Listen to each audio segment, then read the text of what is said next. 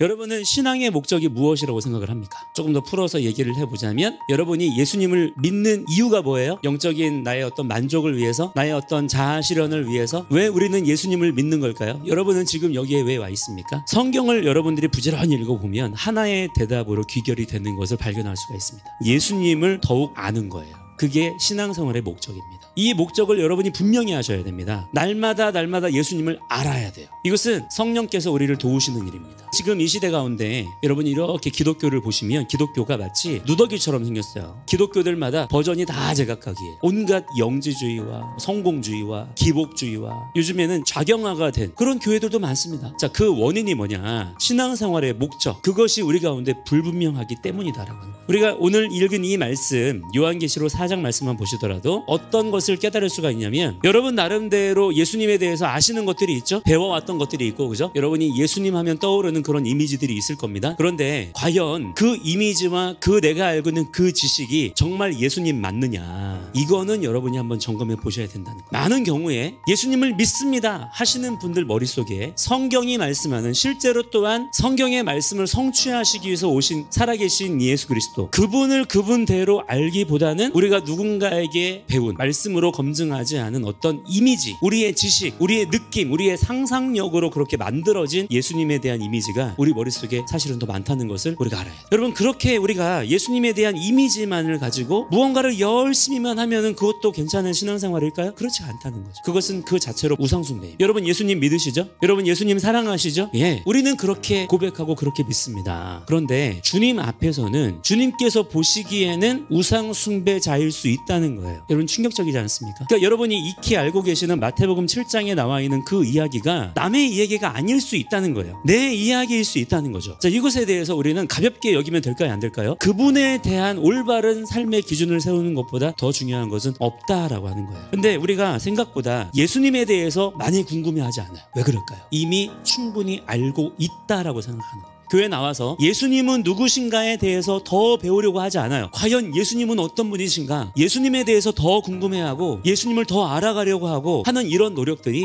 실제 우리의 신앙생활의 현장에서 많이 별로 없더라는 것입니다. 하면 여러분이 여러분 스스로의 마음을 한번 점검해 보세요. 2절에 보니까 내가 곧 성령의 감동이 되었다 그랬어요. 사도 요한이 성령의 감동이 되었더니 보라 그럽니다. 하늘에 보좌가 열려있는 것이 보이는 거예요. 그런데 그 보좌에 앉으신 누구를 보는 겁니까? 보좌에 앉으신 이가 있다라고 얘기해요. 자, 사도 요한이 누구를 본 거예요? 예수님을 본 겁니다. 보좌에 앉아 계신 예수님을 본 거예요. 자, 그런데 여러분 이때 사도 요한이 그것을 보았다 그랬죠? 본 것을 기록하여서 우리에게 알려주고 싶은 거예요. 그러면 여러분 사도 요한이 이 말씀을 쓸 때 조금 더 구체적으로 표현할 수 있었지 않을까요? 조금 더 그 모습을 다른 어떤 표현으로 구체적으로 풍성하게 묘사할 수 있지 않았을까요? 그런데 사도 요한은 이 부분에 있어서 예수님을 표현할 때 다른 여러 가지 미사어구를 굳이 사용하지 않습니다. 보좌 위에 앉으시니 라는 표현으로 가름하는 거예요. 자, 그 이유가 무엇일까요? 사도 요한이 가진 어휘로는, 그가 알고 있는 표현력으로는 내가 보았던 그 예수님을 제대로 표현할 수가 없는 거예요. 여러분 사도 요한이 누굽니까? 예수님 가장 가까이에 있었던 사람이에요. 사도 요한보다 예수님을 가까이에서 보았던 사람이 있었을까요? 없는 거예요. 여러분, 그런데 그 사도 요한이 내가 알던 그 예수님이 아닌 거예요. 눈이 열려서 하늘에 보좌가 베풀어지는 것을 보게 되는데 거기에 누가 앉아 계시는 겁니까? 내가 알던 그 예수님이 아니라 보좌에 앉으신 이가 말로 형언할 수 없는 모습으로 그곳에 계신 것을 본 거예요. 여러분, 우리가 성령 안에서 이 눈이 뜨여져야 될 줄을 믿습니다. 우리는 주님을 사랑한다고 얘기해요. 예수님을 나의 주님이라고 얘기해요. 근데 정작 우리는 예수님을 엉뚱하게 알고 있는 거예요. 이것은 여러분 심각한 일이죠. 이것에 대한 두렵고 떨리는 감정을 여러분들이 주님 앞에